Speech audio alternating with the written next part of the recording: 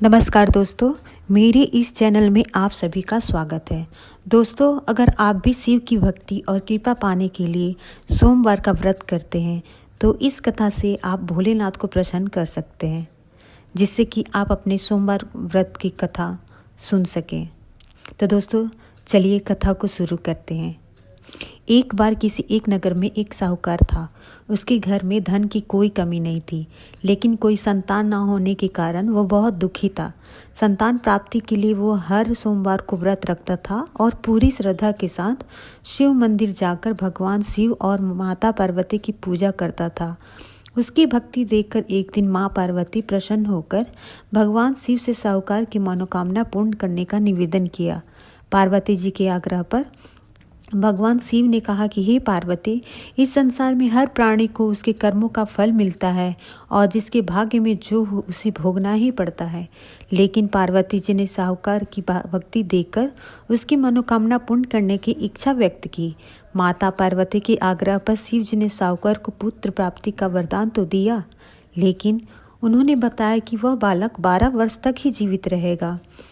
माता पार्वती और भगवान शिव की बातचीत को साहूकार सुन रहा था, इसलिए उसे ना तो इस बात की खुशी थी और ना ही दुख।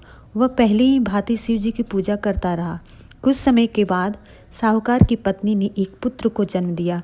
जब वह बालक 11 वर्ष का हुआ तो उसे पढ़ने के लिए काशी भेज दिया गया। साहूकार ने पुत्र के मामा को बुलाकर उसे बहुत सारा धन देते हुए कहा कि तुम इस बालक को काशी विद्या प्राप्ति के लिए ले जाओ।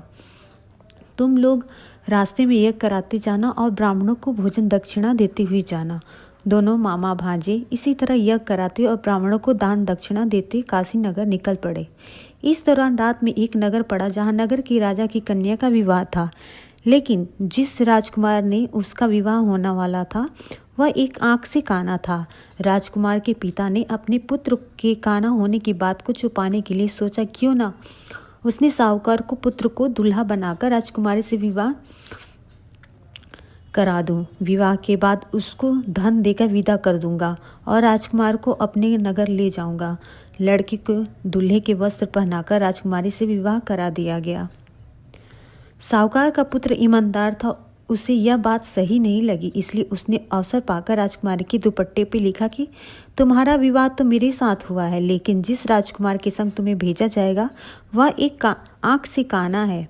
मैं तो काशी पढ़ने जा रहा हूँ। जब राजकुमारी ने चुन्नी पर लिखी बातें पढ़ी तो उसने अपने माता पिता को यह बात बताई।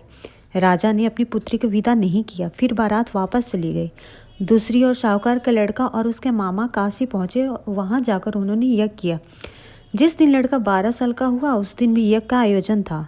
लड़की ने अपने मामा से कहा, मेरी तबीयत कुछ ठीक नहीं है। मामा ने कहा कि तुम अंदर जाकर आराम कर लो। शिव जी के वरदान अनुसार कुछ ही देर में उस बालक से प्राण निकल गए। मृत भांजे को देखकर उसके मामा ने विलाप करना शुरू किया।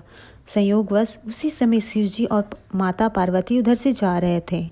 पार्वती माता ने भोलेनाथ से कहा, स्वामी, मुझे इसके रोने का स्वर सहन नहीं हो रहा। आप इस व्यक्ति के कष्ट को अवश्य दूर करें।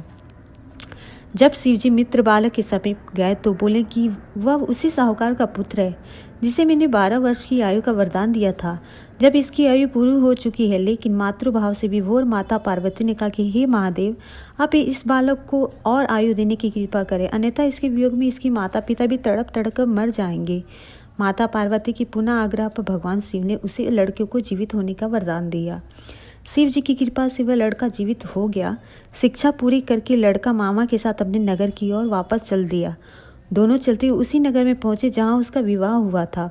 उस नगर में भी उन्होंने यज्ञ का आयोजन किया। उस लड़के के ससुर ने उसे पहचान लिया, महल में ले जाकर उसकी खातिरदारी करी और अपनी पुत्री को विदा किया।